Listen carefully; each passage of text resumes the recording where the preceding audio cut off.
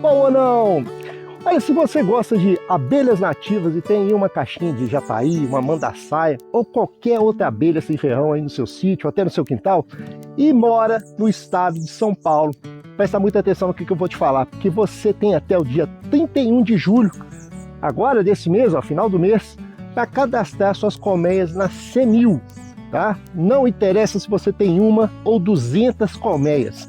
No estado de São Paulo, o registro de colônias de abelhas nativas sem ferrão é obrigatório para todo mundo, independente se você cria por hobby ou comercialmente. Então, se você tem hoje pelo menos uma colmeia, corre lá, cadastra sua abelhinha, porque o prazo de autodeclaração e anistia, gente, vence agora no fim do mês. Muita gente aí gosta de criar uma abelhinha, né? É fauna silvestre. E para você não ter dor de cabeça, fica aqui comigo que nós vamos falar disso hoje. Se você não me conhece, meu nome é Ricardo e seja muito bem-vindo ao Caipira da Cidade. Eu já recebi muitos comentários aqui no canal de pessoas com planos aí de se mudar para a roça, trabalhar com abelha sem ferrão. E eu tenho algumas colmeias nativas aqui. Eu não manejo, tá, gente? Elas são mais para mantê-las por aqui mesmo. Eu gosto da presença delas aqui por perto. Como o pessoal sabe que eu tenho, vez por outras eles me chamam aí para tirar uma abelha de uma lenha que eles cortaram, ou coisa do tipo, né? Essas marmeladas aqui, por exemplo, eu arranquei elas de um filtro de barro que meu vizinho pediu para tirar de lá. Estava dentro do filtro desses de água. Outro vizinho cortou um pé de goiaba que morreu e tinha essas mirim dentro do oco da goiabeira.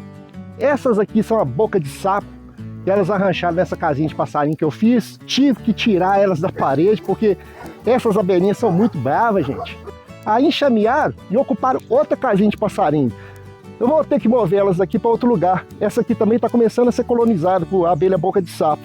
Tem essas jataí aqui que caíram na caixa de iscas de abelha apis. Então eu tenho elas aqui por hobby. Mas aqui em Minas Gerais, a lei me permite ter até 49 colmeias sem necessidade de registro comercial. Essas que eu tenho aqui estão registradas no IMA. Tranquilo, tá? No vídeo passado sobre o corte de lenha, eu fiz esse vídeo aqui, ó. Eu falei para vocês que nós temos uma lei ambiental federal, que é a base de tudo, e as leis de cada estado. Então nós temos 26 leis diferentes, 27 se a gente contar o Distrito Federal, né?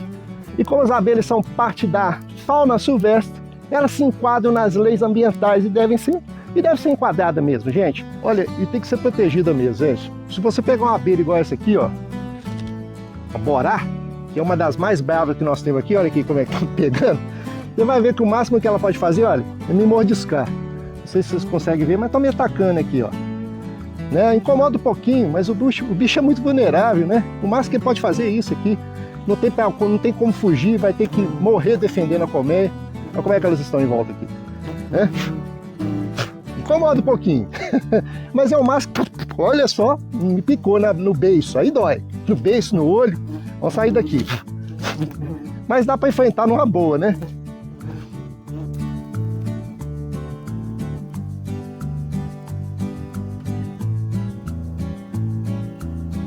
Eu já ouvi muito caboclo aqui do mato contando que encontrou uma abelha dessas no mato, chegou lá, rachou o tronco com o machado, pegou o mel de qualquer jeito.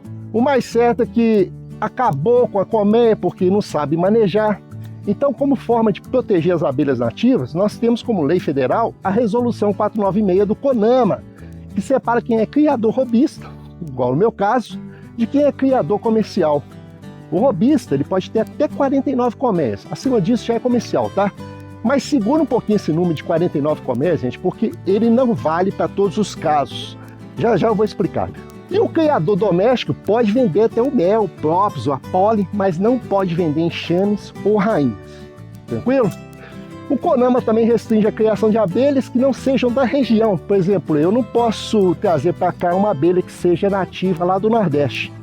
Tá? E tem outras regrinhas também. E em cima das leis federais, vem as leis estaduais. Aí pode haver muita diferença. Por exemplo, em São Paulo e em outros estados também, tá? Não tem essa de 49 colmeias isenta de registro. Se tiver uma colmeia, tem que registrar. Agora, se você for de São Paulo e se cadastrar até o dia 31 desse mês, você tem a vantagem de não ter que comprovar a origem dessas abelhas. Depois desse prazo vai existir essa exigência, então fique esperto aí, tá? Em alguns estados, se você for trabalhar comercialmente, até a RT de um biólogo, um agrônomo ou um engenheiro florestal, você vai ter que apresentar aí no seu processo.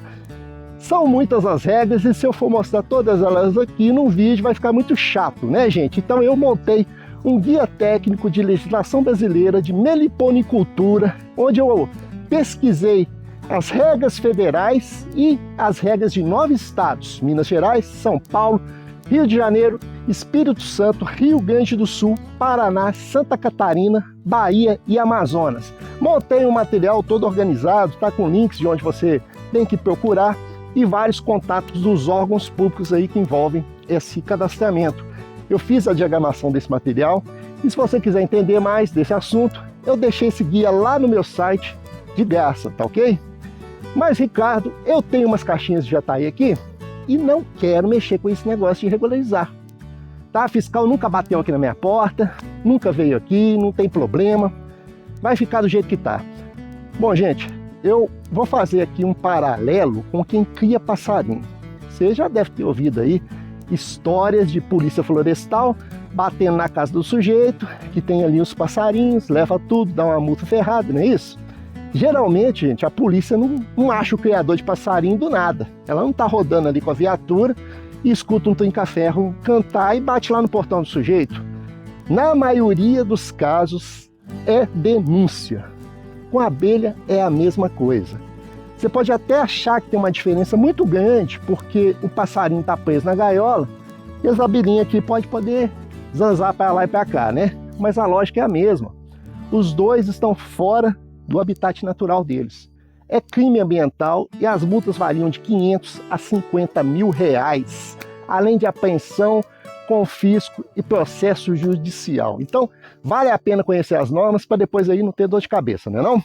Mas diante dessa burocracia toda, gente, vale a pena você ter uma colmeia de uma abelha nativa aí na sua roça ou na sua casa? Olha, se for para você criar como hobby, eu digo que sim, tá?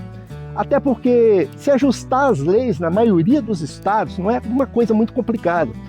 Eu tenho aqui a abelha Europa, embora eu não esteja trabalhando com elas há muito tempo, tá?